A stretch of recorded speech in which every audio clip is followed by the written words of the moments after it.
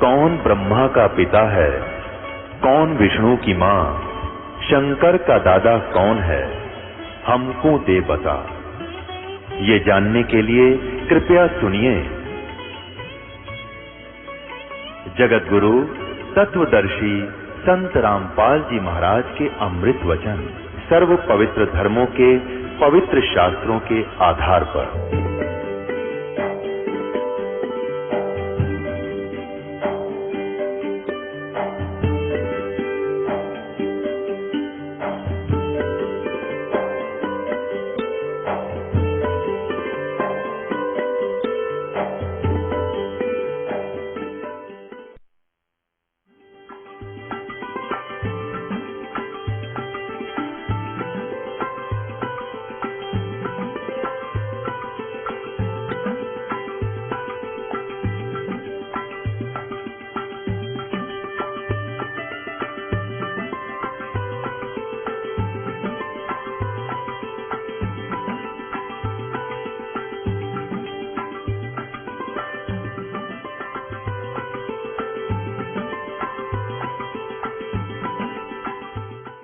पुण्यात्माओं, जब तक हम तत्व ज्ञान से परिचित नहीं होंगे, हमारे हृदय में ये समाओगा नहीं, तब तक हम भक्त नहीं बन सकते, भक्ति नहीं कर सकते, इस मार्ग पर रुक नहीं सकते। इसलिए बार बार आपको ये जैसे बच्चे पढ़े याद करा करते, 1 2 दूनी 4 2 3 6 100 बार दिन में करा कितनी बार टलवा करते, फिर वो सदा के लिए वो बच्चों की जुबान पर फिट हो जाते हैं, आगे चल के उनके प्रत्येक अकाउंट में काम आते रहते हैं। इसलिए आपको ये दास इतना परिपक्व करना चाहता है कि ये मन आपको कभी कहीं डूब ना दे। ये देखिएगा, पहला स्कंद और पृष्ठ 28 पर नारद जी ने कहा, महाभाग व्यास जी, तुम इस विषय में जो पूछ रहे हो, ठीक यही प्रश्न मेरे पिताजी ने भगवान श्री हरि से किया था, यानी विष्णु जी से किया था। देवा अधिदेव भगवान जगत के स्वामी हैं। ये तो नारद जी के ज्ञान का देख लो कि श्री विष्णु जी सभी देवताओं के देवता हैं, जगत के स्वामी हैं। लक्ष्मी जी उनकी सेवा में उपस्थित रहती है। देव कौस्तुभमणि उनकी शोभा बढ़ाती है। शंख चक्र गदा लिए रहते हैं, पीतंबर धारण करते हैं, 4 भुजाएं, वक्षस्थल पर श्री वत्स का चिन्ह चमकता रहता है। वे चराचर जगत के आश्रयदाता हैं, जगत गुरु हैं। जगत गुरु माने सबको ज्ञान देने वाले एवं देवताओं के भी देवता हैं। ऐसे अद्भुत भगवान श्री हरि महान तप कर रहे थे, उनकी समाधि लगी थी। यह देखकर मेरे पिता ब्रह्मा जी को बड़ा आश्चर्य हुआ।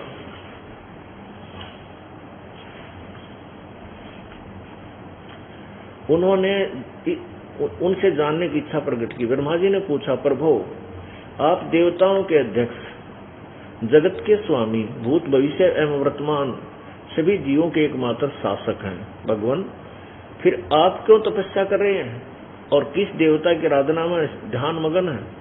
मुझे असीम आश्चर्य तो ये हो रहा है कि आप देवेश्वर एवं सारे संसार के शासक होते हुए भी समाधि लगाए बैठे। अब देखो, नारद जी के ज्ञान की पोल खुल गई कि वह भी इस विष्णु जी को सर्वेश्वर, महेश्वर, सब जगत के मालिक, रचयिता, देवताओं के देवता, सब भगवानों के भगवान, और अब ब्रह्मा जी के पोल खुल रही है कि आप सारे जगत के आश्रय हो, आप तो देवेश्वर हो, और सबके एकमात्र आप ही आश्रय हो। आगे देखो, फिर किस लिए समाधि लगाए बैठे हैं? ब्रह्मा जी के ये विनीत वचन सुनकर भगवान विष्णु श्री हरि का उनसे कहने लगे, ब्रह्मन, सावधान होकर सुनो, मैं अपने मन का विचार व्यक्त करता हूँ। देवता, दानव, मानव सब यही जानते हैं कि तुम सृष्टि करते हो, मैं पालन करता हूँ और शंकर संहार किया करते हैं। किंतु फिर भी वेद के पारगामी पुरुष अपनी युक्ति से यह सिद्ध करते हैं कि रचने, पालने और संसार करने की योग्यता जो हमें मिली है, इसकी अधिष्ठात्री शक्ति देवी है। वे कहते हैं कि संसार की सृष्टि करने के लिए तुम में राजसी शक्ति का संचार हुआ है, मुझे सात्विक शक्ति मिली है और रुद्र में तामसी शक्ति का आविर्भाव है। उस शक्ति के अभाव में तुम इस संसार की सृष्टि नहीं कर सकते, मैं पालन करने में सफल नहीं हो सकता और रुद्र से संहार कार्य भी होना संभव नहीं। ब्रह्मा जी, हम सभी उस शक्ति के सारे ही अपने कार्य में सदा सफल होते आए हैं। सुवर्त, प्रत्यक्ष और परोक्ष दोनों उदाहरण मैं तुम्हारे सामने रखता हूँ, सुनो। यह निश्चित बात है कि उस शक्ति के अधीन होकर ही मैं प्रलय काल में शेष नाग की सैया पर सोता और सृष्टि करने का अवसर आते ही जाग जाता हूँ। मैं सदा तप करने में लगा रहता हूँ, सदा तप करने में लगा रहता हूँ। उस शक्ति के शासन से मैं कभी मुक्त नहीं रह सकता। कभी अवसर मिला तो लक्ष्मी के साथ सुखपूर्वक समय बिताने का सौभाग्य प्राप्त होता है। मैं कभी तो दानों के साथ युद्ध करता हूँ। अखिल जगत को भय पहुंचाने वाले दैत्यों के विकराल शरीरों का तो शांत करना मेरा परम कर्तव्य हो जाता है। ये 29 पृष्ठ पर आप आगे हैं। अब मुझे सब प्रकार से शक्ति यानी दुर्गा के अधीन होकर रहना पड़ता है। उन्हीं भगवती शक्ति का मैं निरंतर ध्यान करता हूँ। ब्रह्मा जी, मेरी जानकारी में इन भगवती शक्ति से बढ़कर दूसरा कोई देवता नहीं है। आगे श्री विष्णु जी के पोल के ज्ञान का अंत पता लग गया कि ये कहता है कि मैं दुर्गा से बड़ा भगवान किसी ने नहीं मानता, इससे ऊपर कोई परमात्मा नहीं है। अब दुर्गा क्या कहती है?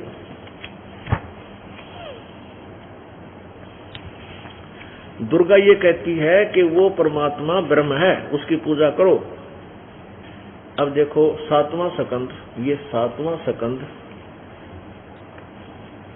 और प्रश्न नंबर 562 पर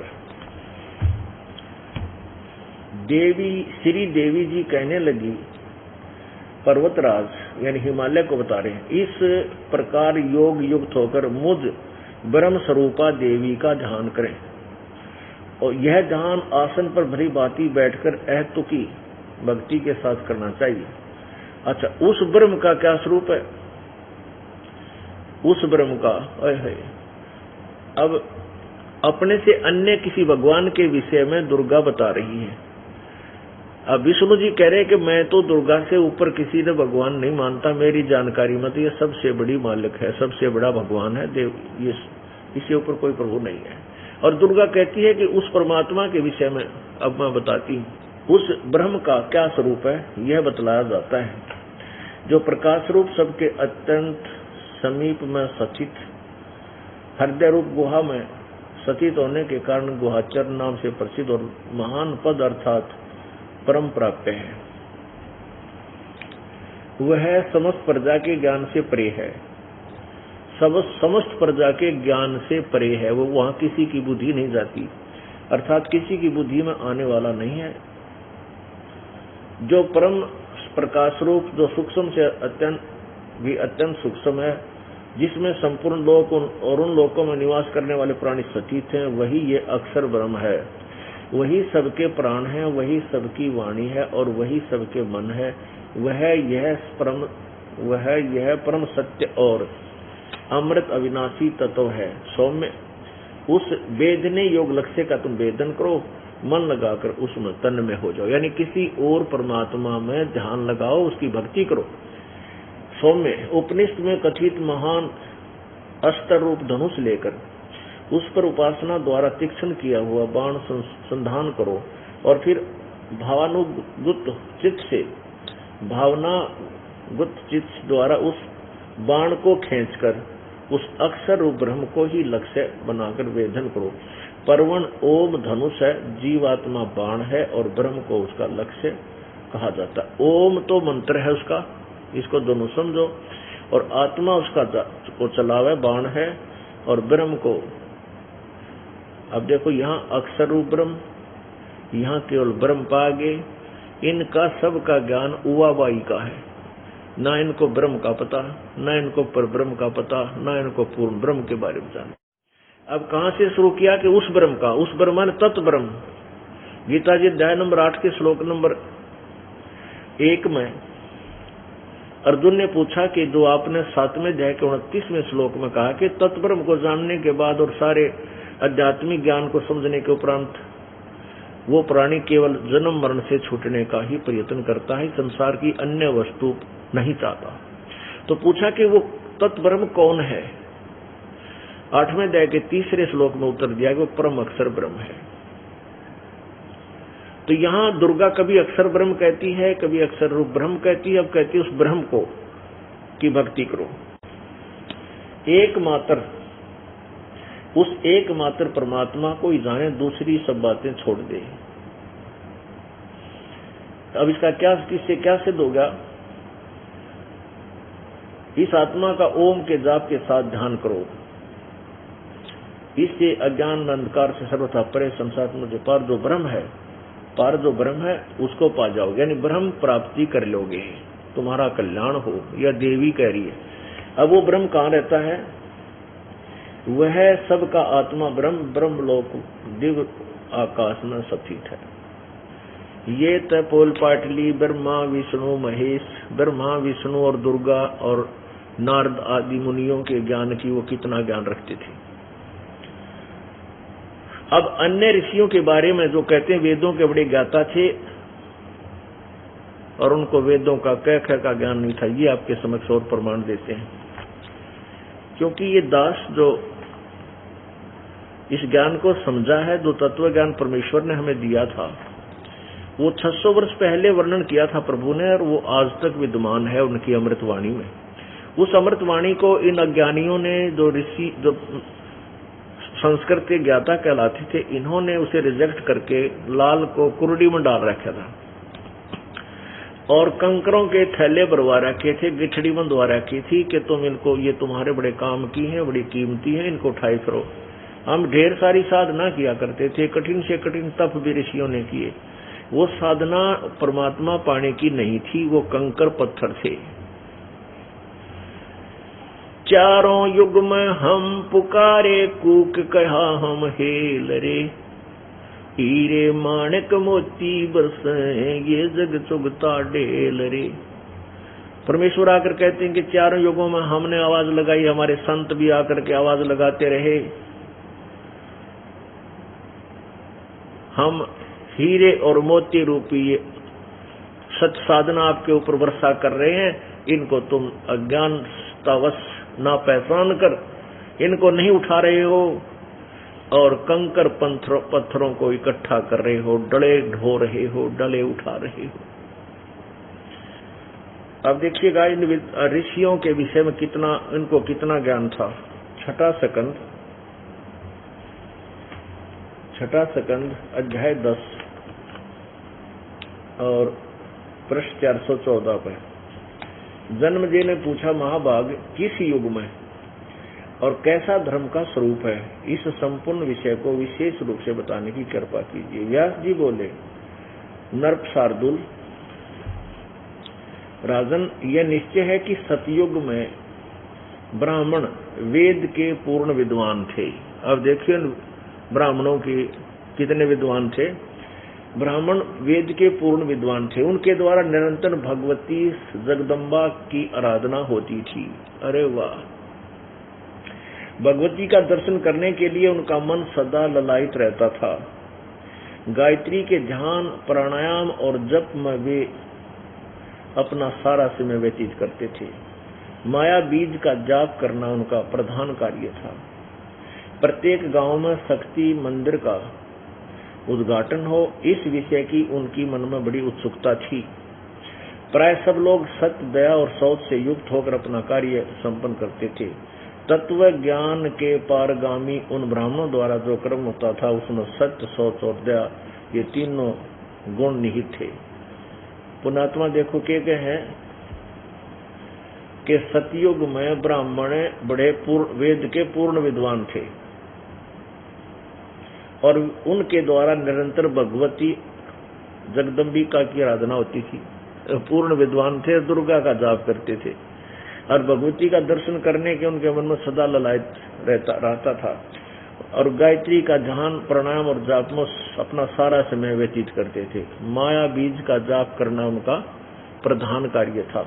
और गांव गांव में शक्ति के मंदिर का उद्घाटन, और ये उनके मन में बड़ी उत्सुकता थी। अरे वाह, आली पोलिन सतयुग के ब्राह्मणों की, सतयुग में था यो हालत इनका कि दुर्गा को सुप्रीम पावर मान के इसकी भक्ति किया करते थे। और वेद के पारगामी और तत्वदर्शी संत, इन गुरुआ गांव बिगाड़े संतो गुरुआ गांव बिगाड़े, अरे ऐसे कर्म जीव कला दिए जड़े नहीं जाड़े, ऐसे उलझा दिए। 4 युग से ये उल्टा पाठ पढ़ा रखा, परमात्मा की दया से ही अभी सभी शिक्षित समाज हो गया है। अब ये शीघ्र ही सीधा हो जाएगा ये सब भक्ति मार्ग, जिससे में बहुत लाभ होगा। पुण्यात्माओं, आपको जो पहला मंत्र दिया जाता है, प्रथम मंत्र, इसमें दुर्गा का जाप भी है, जिसको भी माया बीज बोला है, वो मंत्र आपको दिया जाता है। और ये ब्राह्मण लोग क्या करते थे, उस माया का जाप करते थे। उस माया के जाप से इनमें कुछ शक्ति सिद्धि आ जाती थी, धन की वृद्धि होने लग जाती थी। तो वो अपने मंत्र की, अपना जो सिद्धि साधना, साल 10 साल इकट्ठे बैठ कर कठोर साधना करके वो भक्ति शक्ति इकट्ठे करते, माया के बीच जाप की, दुर्गा के जाप की। तो उसको फिर औरों को आशीर्वाद दे देगा, धन इकट्ठा करने लाएंगे, और यही काल के जाल में उलट पुलट होकर फंस गए। पुण्यात्माओं, ये तत्व ज्ञान एक तोब का गोला है।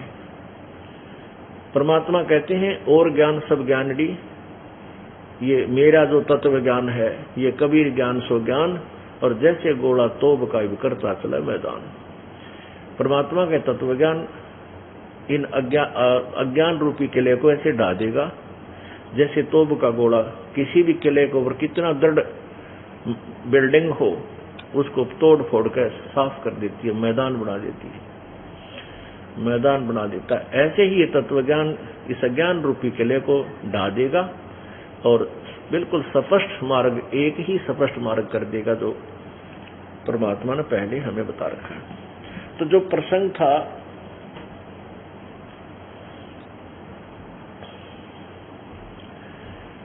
कि परमेश्वर ने आकर ही अपने ज्ञान को बताया है, और अन्य अज्ञानी विद्वानों ने, जो विद्वान कहलाते थे, उन्होंने इस ज्ञान को पहले समझा नहीं और रिजेक्ट करवा दिया, ये कहकर के कि कबीर क्या जाने वेदों और गीता के विषय में, क्योंकि कबीर अशिक्षित है, इसको संस्कृत भाषा नहीं आती। परमात्मा सर्व भाषा से परिचित होते हैं। परमेश्वर से कुछ भी भाषा छुपी नहीं होती, वो प्रत्येक पशु पक्षी की भाषा को भी समझते हैं। और वो आपके समक्ष प्रमाण है कि परमात्मा ने यही ज्ञान आज से 600 वर्ष पहले अपनी सिंपल लैंग्वेज, साधारण भाषा, लोक कबीर वाणी में लोकोक्तियों के माध्यम से वर्णित किया हुआ है। परमात्मा कहते हैं, गुरुआ गांव बिगाड़े संतो इन गुरुआ गांव बिगाड़े। ऐसे ज्ञानदाताओं ने गांव के गांव बिगाड़ दिए, उनको यथार्थ ज्ञान ना दे करके दंत कथा लोक वेद सुना कर उल्टे रंग में रंग दिया। गुरुआ गांव बिगाड़े संतो गुरुआ गांव बिगाड़े, ऐसे कर्म जीव कहला दिए ईव जड़े नहीं जाड़े। भेड़ पूछ को पंडित पकड़े, बादो नदी विहंगा, गरीब दास व बहु जल डूबे, नहीं साध सत्संगा। कबीर परमेश्वर क्या कहते हैं, कबीर इस संसार को समझाऊं कै बार, ये पूछ पकड़ के भेड़ की ही उतरे जावे दरिया से पार। परमेश्वर क्या कहते हैं कि भादो में वर्षा अधिक होती है, और भादो मास में दरिया बड़े विशाल रूप धारण करके और बड़े वेग से पानी उसमें बह रहा होता है, बड़ी भयंकर रूप धारण करके दरिया चल पड़ती हैं, बहती हैं। और किसी ने उस दरिया से पार जाना हो, उसके लिए यथार्थ विधि है कि नौका ढूंढे, किसी नौका में बैठे, नाविक साथ हो। बगैर नाविक के भी नौका नहीं पार हो सकती, वो तरीका है। और किसी ने किसी को भेड़ की पूंछ पकड़वा दी और कह दिया कि ये तुझे दरिया से पार कर देगी, ये ले ले 5 रुपए में मोल। अब जिसने कहीं जाना है, पार करना है, तो वो पैसा नहीं देखता, अपना उद्देश्य देखता है। तो परमात्मा कहते हैं, कबीर इस संसार को समझाऊं कै बार, पूछ पकड़ के भेड़ की ये उतरा चावे पार। ये साधना जो आप करते हो, आन उपासना, जैसे तीनों देवता ब्रह्मा विष्णु महेश की, ब्रह्म परब्रह्म दुर्गा आदि की, और जड़ की पूजा नहीं करते, मूल परमात्मा की पूजा नहीं करते, वो ऐसी साधना है जैसे दरिया पार होने के लिए नौका के स्थान पर भेड़ की पूंछ पकड़ के और उसको उसके द्वारा दरिया से पार होना चाहना, ऐसा प्रयत्न। इसी के बारे में संत गरीबदास जी प्रभु प्रदत्त ज्ञान को, कबीर परमेश्वर द्वारा दिए गए ज्ञान को सेकंड कर रहे हैं। भेड़ पूछ को पंडित पकड़े, ये भादो नदी विहंगा, गरीबदास वैभव जल डूबे, नहीं साध सत्संगा। भेड़ पूछ को ये ब्राह्मण पकड़े, जैसे अभी आपने पढ़ा श्री देवी पुराण में, उनके बारे में लिखा है कि सतयुग में ब्राह्मण वेद के बड़े विद्वान, पूर्ण विद्वान होते थे और दुर्गा की पूजा करते थे। तेरा गजब। और दुर्गा कह रही है कि वो परमात्मा तो कोई और, उसकी पूजा कीजिए, वो ब्रह्म है। तो बताओ वेद के भी ज्ञाता कहां से थे? तो सतयुग के ब्राह्मण भी वेद के ज्ञान से अपरिचित है। तो कलयुग के ये मैं ऋषि और कहां कितने ज्ञान लाओ थे, इनके पास तो कख भी नहीं था, सारी बकवाद गढ़े थे। तो इसलिए परमात्मा कहते हैं, सतगुर बिन काहू न पाया ज्ञाना, जो थोथा भूषड़े मूड किसाना। सतगुर बिन वेद पढ़े जो प्राणी, समझे न सार रहे अज्ञानी। अब इसका प्रमाण देते हैं अज्ञानी कैसे। जैसे कल आपने परमात्मा की वाणी सुनी थी, निरंजन धन तेरा दरबार, जहां तनिक नहीं न्याय विचार है। पाखंडी की पूजा जग में और संत को कहे लबाड़, अज्ञानी को परम विवेकी, और अज्ञानी को परम विवेकी, ज्ञानी को मूड गंवार, निरंजन धन तेरा दरबार। कहे कबीर सुनो भी साधो, यहाँ सब उल्टा व्यवहार, और झूठों को तो ये सच बतावे, सच्चों को तो ये झूठा बतावे, और इन झूठों का एतबार निरंजन धन तेरा दरबार। अब इसका थोड़ा प्रमाण देते हैं आपको। आप किसी भी संत या पंथ, ऋषि महर्षि का सिद्धांत थ्योरी आप पढ़ लीजिए। उन्होंने यही कहा है कि प्रारब्ध में लिखा हुआ जो भी पाप है, कर्म का दंड है, वो पाप कर्म का दंड भोगे से ही समाप्त होता है। इससे भी सिद्ध होगा कि ये कितने विद्वान थे, कितना वेद को जानते थे। और वेदों में लिखा कि परमात्मा घोर पाप को भी नष्ट कर देता है। अब इसका देखियो, आपको पहले ये दुर्गा पुराण में ही स्पष्ट करते हैं। ये वही दुर्गा पुराण है, गीता प्रेस गोरखपुर से प्रकाशित है। इसके संपादक हनुमान प्रसाद पोदार और चमनलाल गोस्वामी। अब देखिएगा, ये छठा स्कंद है, प्रश्न नंबर 412 पे।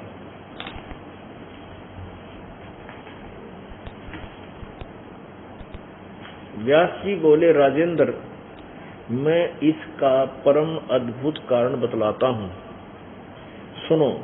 तत्वज्ञानी पुरुषों ने संचित, वर्तमान और प्रारब्ध के भेद से कर्म की 3 गतियां बतलाई हैं। अनेक जन्मों के संचय के हुए पुराने कर्मों को संचित कर्म कहते हैं। शरीर धारण कर लेने पर काल की प्रेरणा से कर्म के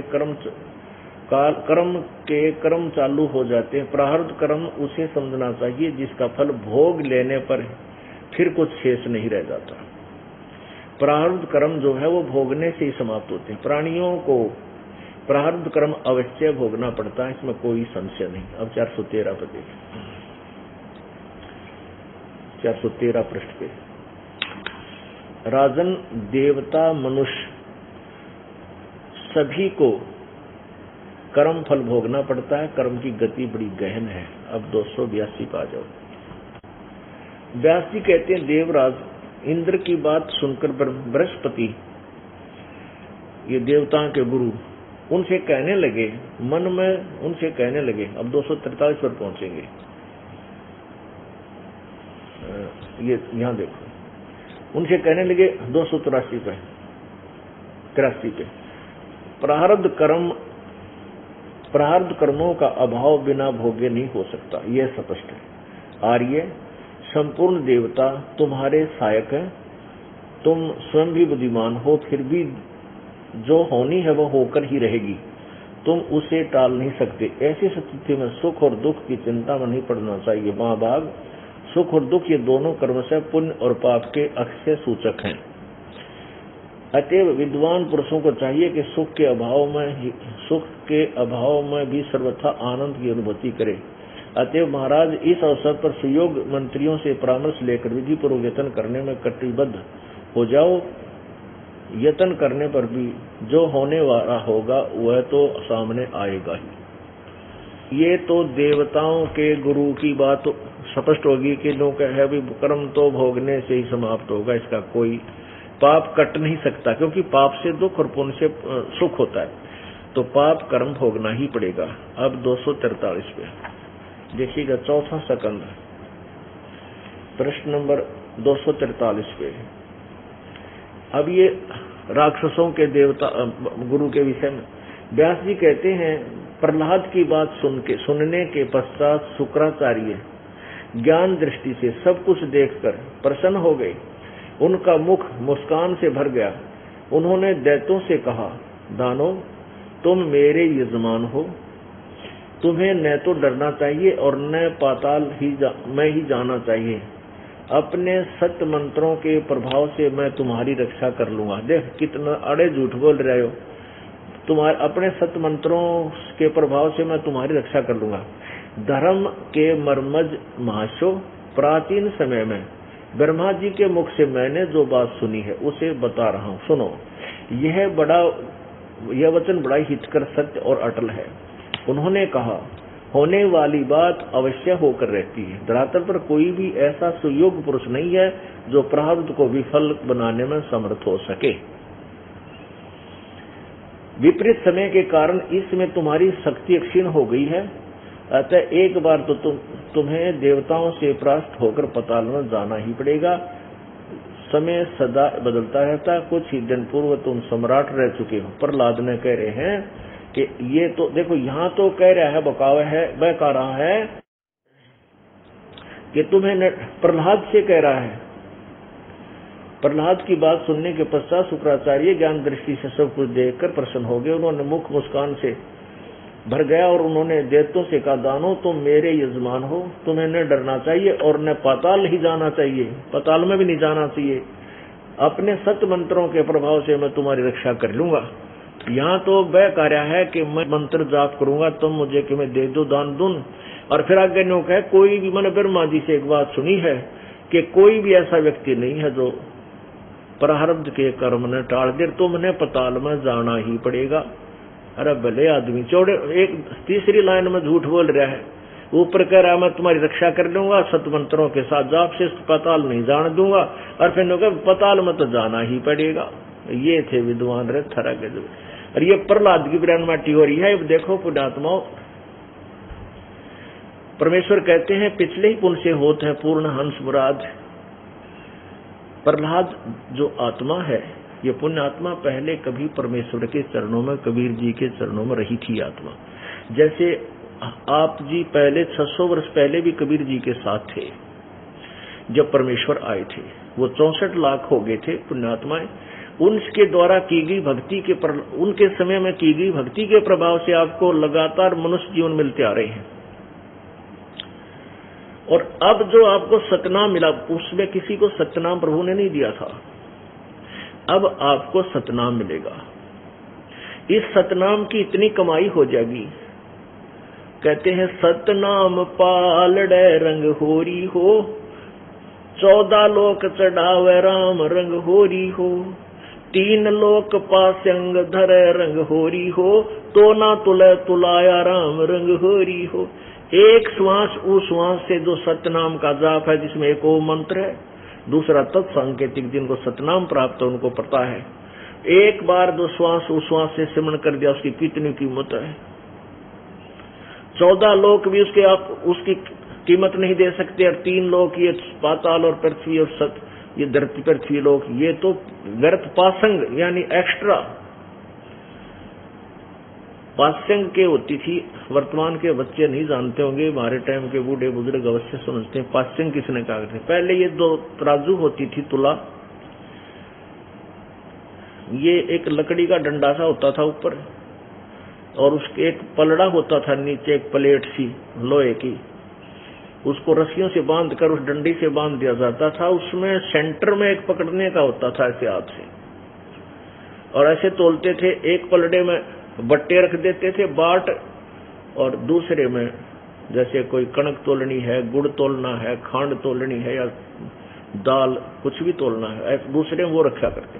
तो उनमें डिस्टरबेंस होता था, त्रुटि होती थी उस तराजू में, तो उसको बैलेंस बनाने के लिए, त्रुटि रहित करने के लिए, जिस भी सौदे को, जिस भी माल को तोलते, जैसे कणक तोलते हैं, तो थोड़ा सा गेहूं लेकर 2 मुट्ठी वो दूसरी तरफ डाल देते थे, उसको पलड़ों को एक जैसा करने के लिए, कि इसमें कोई त्रुटि ना रहे तोलन वाली उस ताखड़ी में, तराजू में, तुला में।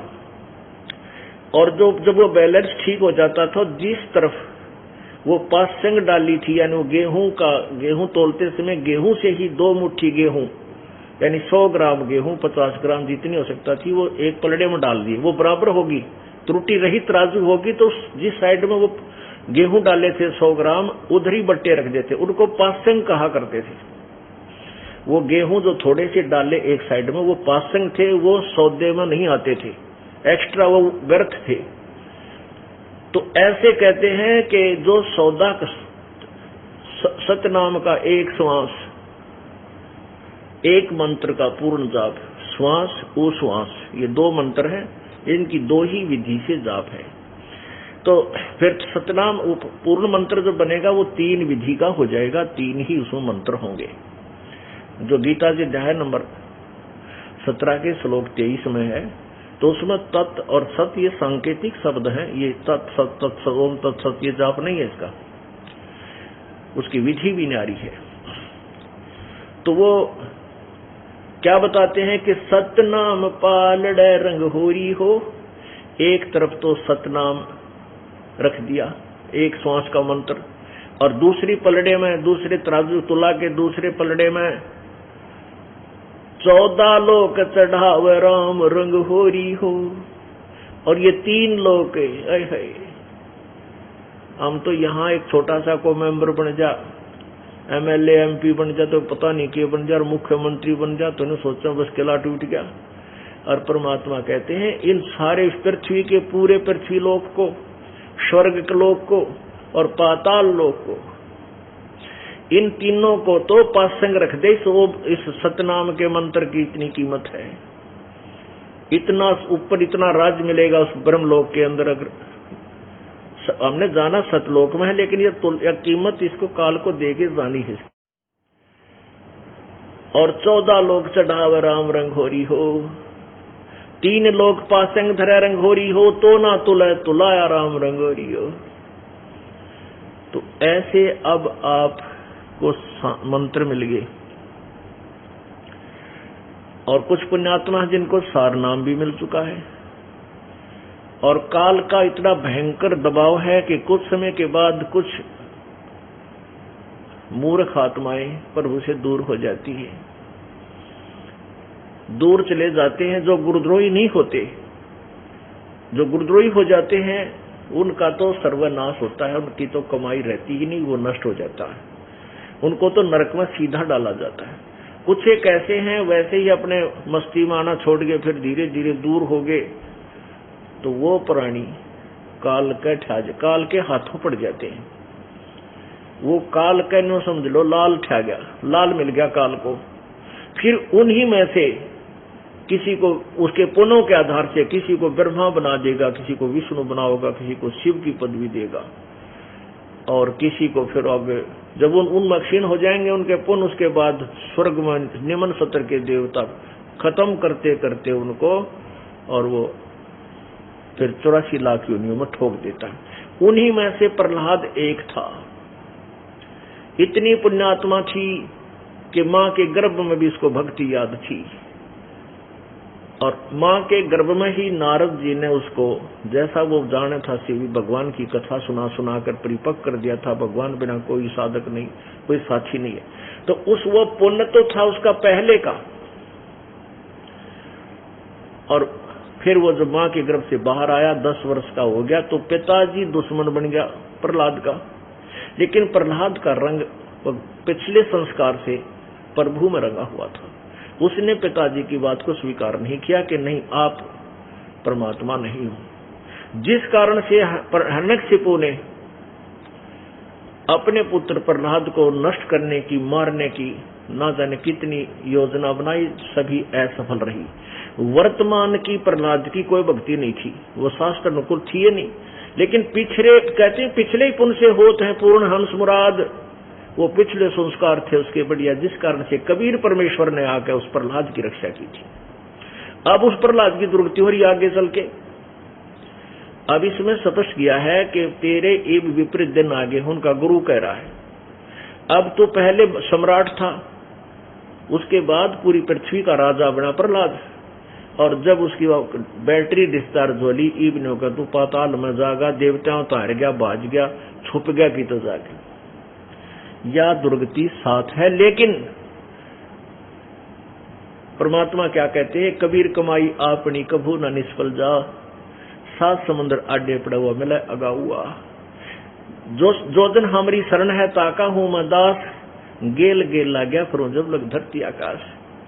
ये परमात्मा अपनी प्यारी आत्माओं के साथ रहते हैं। जब इनके ऊपर विशेष आपत्ति आती है, प्रभु उनकी मदद गुप्त रूप से कर जाते हैं। नरसिंह रूप कहते हैं, हमने ही नरसिंह रूप धरा और हमने ही प्रहलाद उस हिरण्यकशिपु को का पेट पाड़ा।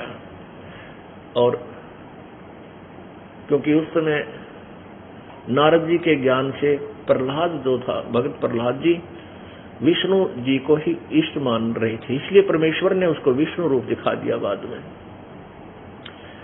प्रहलाद राजी हो गया।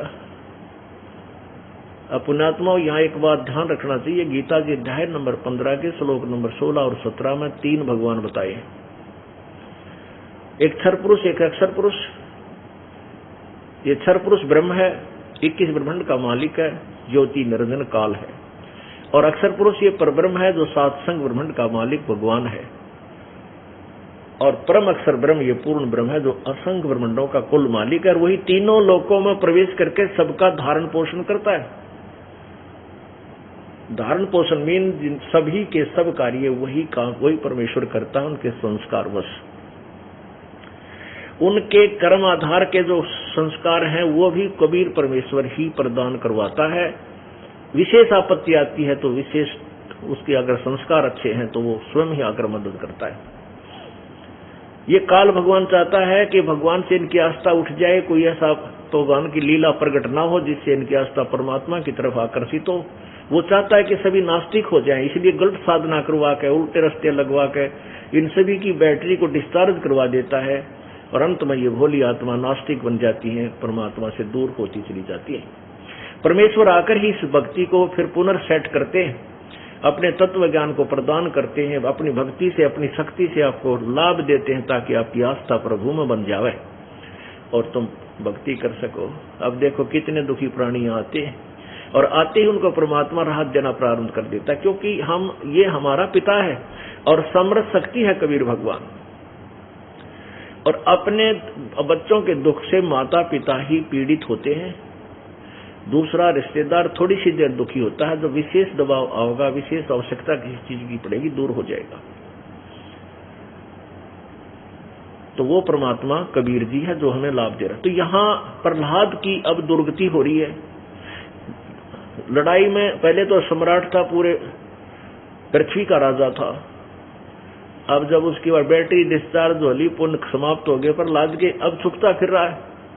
और उनके गुरुजी कह रहे हैं कि तुमने पताल में तो जाना ही पड़ेगा, वहां जाके छुपना ही पड़ेगा। और ऊपर वो ये थे दोगले ब्राह्मण, ये दोगले गुरु, डुप्लीकेट। ऊपर से कह रहा है कि तुम्हारी मैं रक्षा कर दूंगा, तुम्हें पाताल नहीं जाना पड़ेगा अपने सत्य मंत्रों का जाप करके। और फिर नो कहा ऐसा कोई भी नहीं है, पाताल में तो तुमने जाना ही पड़ेगा, प्रारब्ध तो भोगना ही पड़ेगा। और तेरा गजब हुई है। ऐसे ही ये जितने भी गुरु लोग हैं, पहले तो कोई दुखी प्राणी जाता उसको कहता है ये जाप कर ले, ये जाप कर ले, इतना दान कर दे, फलाना कर दे, गंगा में नहा ले, व्रत रख ले, फलान कर ले, 100 प्रकार की ना जाने कितनी साधना देते हैं। जब किसी से लाभ नहीं होता कहते हैं भाई प्रारब्ध तो भोगना ही पड़ेगा, कर्म तो भोगे ही कटेगा। और फिर उदाहरण देते हैं कि देखो विष्णु अवतार श्री रामचंद्र जी ने सुग्रीव का भाई बाली मारा था, धोखे से वृक्ष की ओट लेकर, उसका भी बदला देना पड़ा। भगवान श्री कृष्ण रूप में विष्णु जी आए और वो बाली वाली आत्मा शिकारी बना और भगवान श्री कृष्ण के पैर में विषाक्त तीर मार के उनका बदला लिया, उनकी हत्या की। भोग कर्म प्रारब्ध तो भोगना ही पड़ेगा। और फिर वो जंतर मंत्र किस लिए बताओ थे? वो पहले 36 प्रकार के दान धर्म के लिए पैसे दे दे, मैं अनुष्ठान कर दूंगा, तेरे जाप कर दूंगा। वो किस लिए कहा? वो उदर पूर्ति के लिए बकवाद थी। तो ऐसे ही पुण्यात्माओं, इन गुरुआ गांव बिगाड़े संतो गुरुआ गांव बिगाड़े, ये नकली गुरुओं ने गांव के गांव बिगाड़ दिए। ऐसे कर्म जीव करा दिए, ईब जड़े नहीं जाड़े। अब ऐसे भक्ति कर्मों पर ये आरूढ़ कर दिए, अब उनको छुड़वाने से भी नहीं छोड़ रहे कि साधना गलत है, मत पूजो, इनके करते करते तुम्हारी दुर्गति हो रही है। और उन्हीं पर फिर आरूढ़ होने को नहीं, इनको कैसे छोड़ो, श्राद्ध निकालने पड़ेंगे, पितर तो पूजने पड़ेंगे, माता तो दोकनी पड़ेगी। अरे ये करते करते तो मरे पड़े हो, बुरा हाल हो रहा है। जो टेबलेट औषधि खा रहे हो, राहत मिल नहीं रहा। दूसरे वैद्य के पास जाते हो, वैद्य कहता है ये टेबलेट छोड़ दो, ये ठीक नहीं है, अब मेरे वाली खाओ। और फिर वो अनाड़ी मरीज कहे कि नहीं ये तो मैं खाऊंगा पहले वाले वैद्य वाली तय, तो कौन दवाई देगा उसको? नहीं देगा, कोई उपचार नहीं करेगा। ऐसे ही इस दास की आपसे प्रार्थना है कि जो दास टेबलेट दे, जो विधि आपको भक्ति की परमात्मा की दे, यही करनी होंगी, पहले वाली नहीं करनी, नहीं तो रिएक्शन हो जाएगा। वो नहीं खानी, वो हमारे वाले भक्ति को खराब कर देंगी।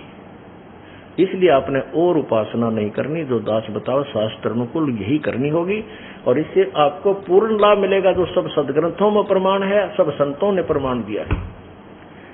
अब प्रसंग चल रहा है कि कहते थे ये ऋषि लोग किसी की थ्योरी देख लेने के पाप कर्म तो कटते हैं को नहीं, पाप कर्म नहीं कटते, ये तो भोगने से ही समाप्त होते हैं। अरे भले आदमियों, रोगी है, वैद्य के पास जाता है और वैद्य कहता रोग तो भोगे से खत्म होगा, ये रोग नष्ट नहीं हो सकता, औषधि से रोग नष्ट नहीं हो सकता। तो क्या वो वैद्य है? कोई साबुन, जैसे साबुन के गुणों में लिखा है कि साबुन पानी के संयोग से कपड़े के मैल को नाश कर देता है, और कोई कहता है कि साबुन कपड़े का मैल नाश नहीं करता, यथावत रखता है। तो फिर कौन साबुन की तलाश करेगा, कौन साबुन की चाह करेगा? भगवान की खोज इसीलिए की जाती है कि परमात्मा एक ऐसी शक्ति है जो हमारे दुखों को दूर कर सकता है, वो पल में दूर कर सकता है, हमें निर्धन को धनी बना सकता है, रोगी को कितना भयंकर रोग हो उसको निरोग कर सकता है। ऐसा हमारे सदग्रंथों में भगवान के गुण लिखे। कौन से सदग्रंथ? वेदों और गीता जी तथा सबसम वेद जो कबीर वाणी, परमेश्वर की वाणी, उसमें लिखा। और ये वेदों के ज्ञाता कथित ऋषि कथित वेदों के ज्ञाता कहलाते थे। ये कहते थे कि प्रारब्ध तो कट ही नहीं सकता और भगवान पाप नाश नहीं कर सकता। पाप नाश का अर्थ है भाई प्रारब्ध नाश करना, क्योंकि प्रारब्ध में जो दुख है वो पाप से है और पाप कटा नहीं, पाप कर्म कटा नहीं तो सुख कैसे होगा? जैसे पैर में कांटा लगा हो, पैर में कांटा लगा है, पीड़ा हो रही है, पीड़ा कांटे से है। और कोई किसी के पास जाता है, कहे कि मुझे पीड़ा हो रही है, तो वो देखकर बताता है कि तेरे पैर में कांटा लगा है, इससे तुम्हें पीड़ा हो रही है।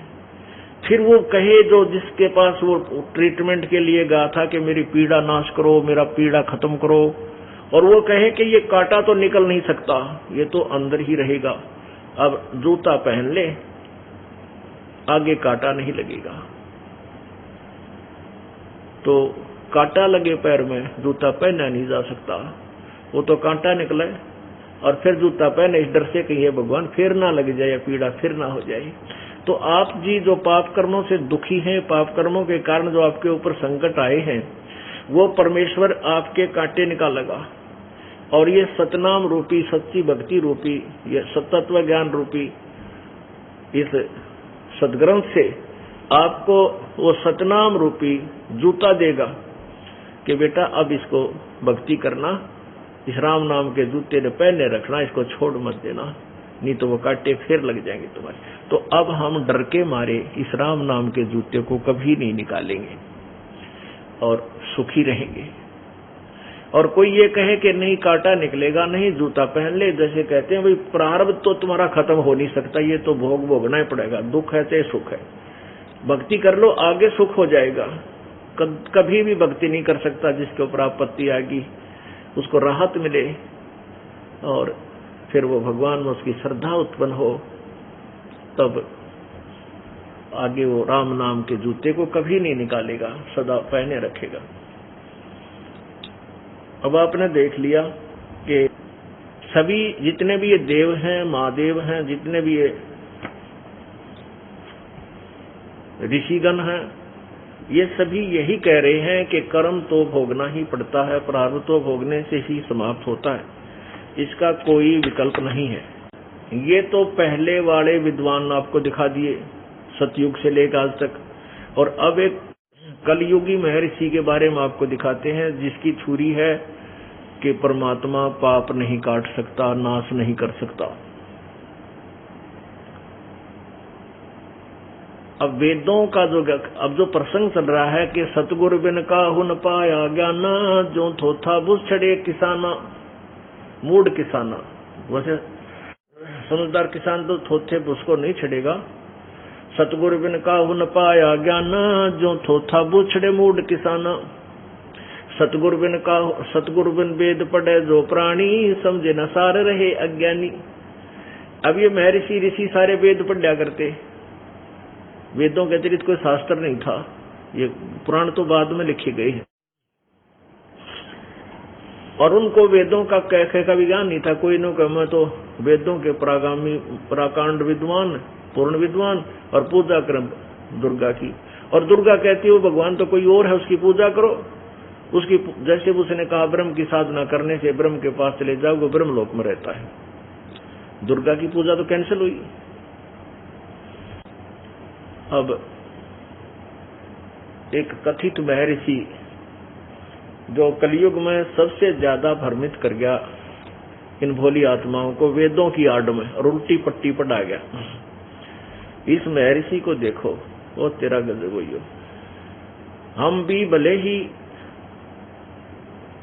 अपनी आन उपासना करते थे, देवी देवता पूजा करते, लेकिन महर्षि दयानंद जी जो आर्य समाज प्रवर्तक हैं, इनकी सुनी सुनाई लोक वेद के आधार से जो महिमा थी उससे प्रभावित थे कि वो तो वेदों के प्राकांड ज्ञाता थे। भाई उन जैसा तो विद्वान कोई था ही नहीं कलयुग में।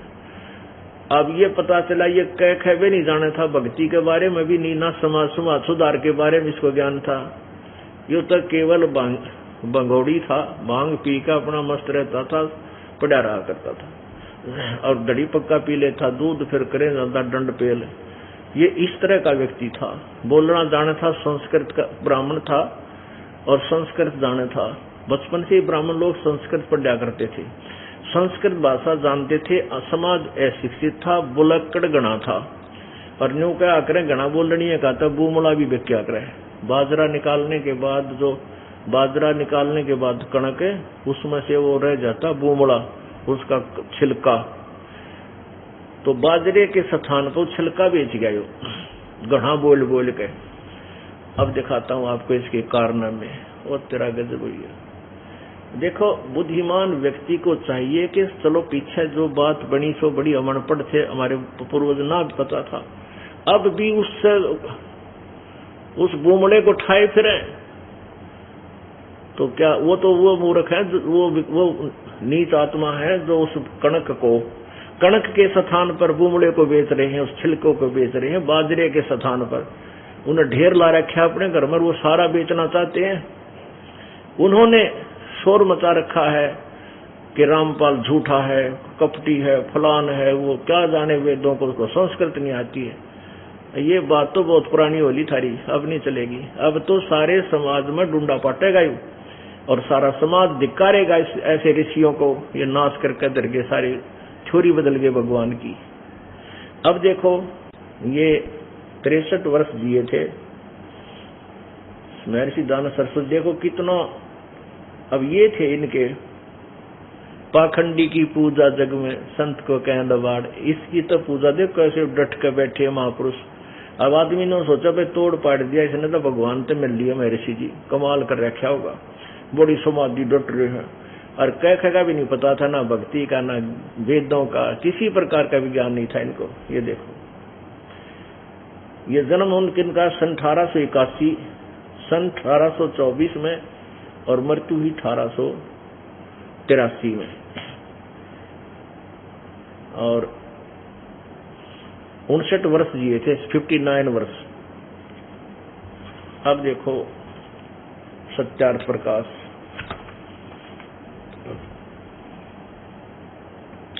इसमें क्या लिखा? वेद आदि विविध सद शास्त्र प्रमाण है। वेद आदि विविध सद शास्त्रों के प्रमाण से संवित, इसमें जो लिखा गया है सब सदग्रंथों के वेद आदि से निष्कर्ष निकालकर सच्चाई लिखी है, जो वेदों में लिखी है। इसको सरलार्थ सिंपल बना के महर्षि जी ने इस सत्यार्थ प्रकाश की रचना की है। इसका कहने का तात्पर्य है श्रीमत परमहंस व्रजाकाचार्य महर्षि दानंद सरस्वती स्वामी विरचित, यहाँ से इनकी उपमा शुरू हुई है और यहाँ महर्षि दानंद सरस्वती स्वामी विरचित कि इसे महापुरुष के द्वारा ये सत्यार्थ प्रकाश बनाया गया है। वे कहाँ प्रकाशक है? वैदिक यति मंडल, दानंद मठ, दीना नगर, पंजाब। ये छपे कहाँ से? ये सत्यार्थ प्रकाश जो दास आपको दिखा रहा है, आचार्य मुद्रक है आचार्य प्रिंटिंग प्रेस, दानंद मठ, गोहाना मार्ग, रोहतक। ये यहाँ से छपी है और इसके 7वें सकंद में आते हैं। ये कहते हैं वेदों में एक परमात्मा है, अनेक भगवान नहीं है, केवल ब्रह्म है और ब्रह्म ही एक भगवान और कोई भगवान नहीं है। ऐसा कहीं पर भी नहीं है और कहीं नहीं लिखा है वेदों में। और दूसरी थ्योरी ये थी कि इनकी भगवान निराकार है और तीसरी ये थी कि भगवान परमात्मा साधना करने वाले भगत के पाप नाश नहीं करता। ये तीनों थ्योरी अब इसकी फेल होंगी। आपके समझ दिखाता हूं। ये देखिएगा 7वां समोल्लास प्रारंभ,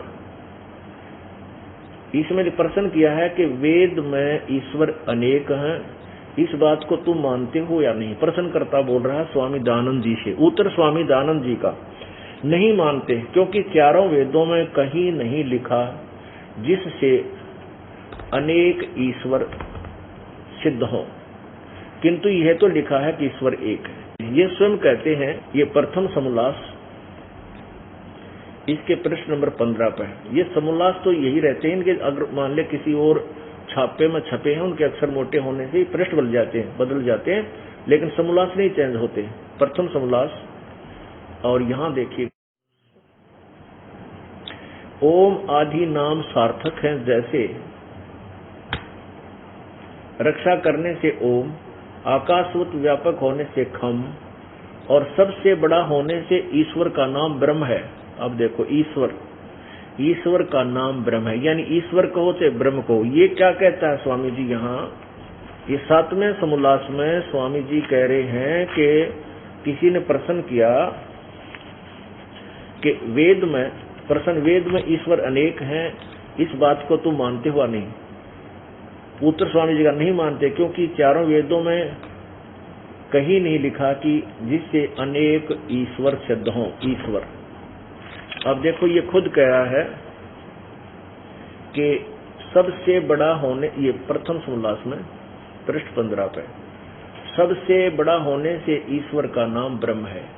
ब्रह्म कहो चाहे ईश्वर। यहां हम इसके प्रश्न ये लिखें कि क्या वेदों में ब्रह्म अनेक हैं, इस बात को तुम मानते हो या नहीं? हम ईश्वर को ब्रह्म कहें तो स्वामी जी उत्तर दे, नहीं मानते, क्योंकि चारों वेदों में कहीं यह नहीं लिखा जिससे अनेक ईश्वर अर्थात ब्रह्म सिद्ध हो।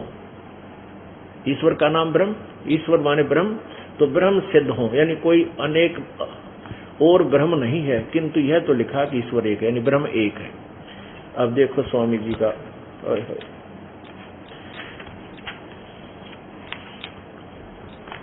अब दोनों थ्योरी फेल करते हैं इसकी। ये 7वां समोल्लास पृष्ठ नंबर 154 पे, प्रश्न, ईश्वर साकार है व निराकार? ब्रह्म, ईश्वर को होते ब्रह्म को, इनकी थ्योरी के अनुसार।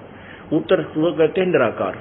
अब दोनों थ्योरियों को यहाँ ये 154 पृष्ठ पे कह रहा है परमात्मा निराकार है, और यहाँ 155 पे अपनी दोनों थ्योरी, दोनों सिद्धांत फेल कर रहा है कि प्रश्न, परमेश्वर की स्तुति, प्रार्थना और उपासना करनी चाहिए व नहीं?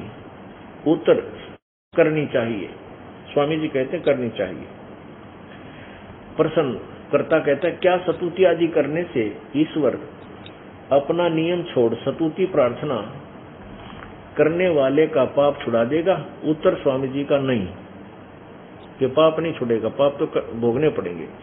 प्रश्नकर्ता कहता है, फिर स्तुति प्रार्थना क्यों करना, फिर फायदा क्या इनके करने का? स्वामी जी उत्तर देते हैं, उनके करने का फल अन्य ही है, और है। स्तुति प्रार्थना करने से और लाभ होता है। प्रश्नकर्ता पूछता है कि क्या है? उत्तर स्वामी जी कहते हैं कि स्तुति से ईश्वर में प्रीति, ब्रह्म में प्रीति, उसके गुण कर्म स्वभाव से अपने गुण कर्म स्वभाव का सुधरना, प्रार्थना से निरअभिमानता, उत्साह और सहायता करना, उपासना से परब्रह्म से मेल, परब्रह्म से मेल और उसका साक्षात्कार होना। अरे वाह! अब देखो, स्वामी जी कहते हैं कि सबसे बड़ा होने से ईश्वर का नाम ब्रह्म है।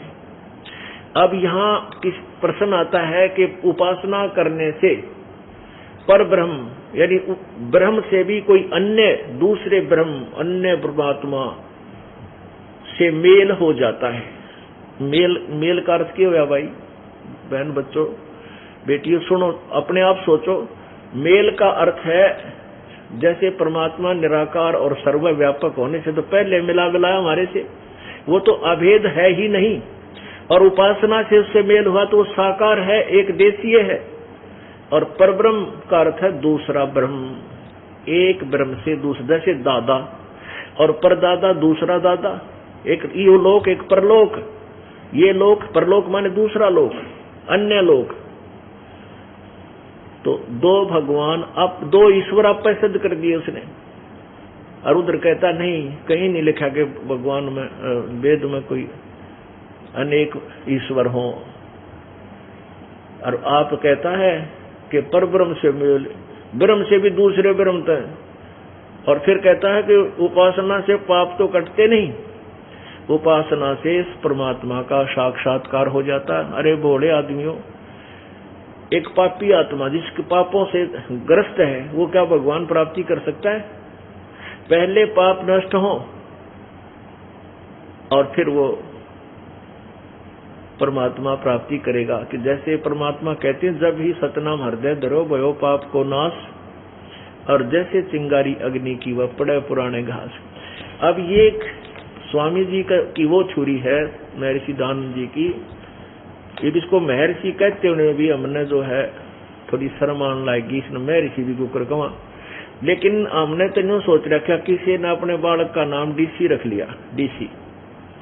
अब उसको डीसी कहना ही पड़ता है, वो डीसी है नहीं, वो तो पाड़ी है, तो इसको महर्षि तो इसलिए कहना पड़ेगा कि वो महर्षि के नाम तो प्रसिद्ध हो गया।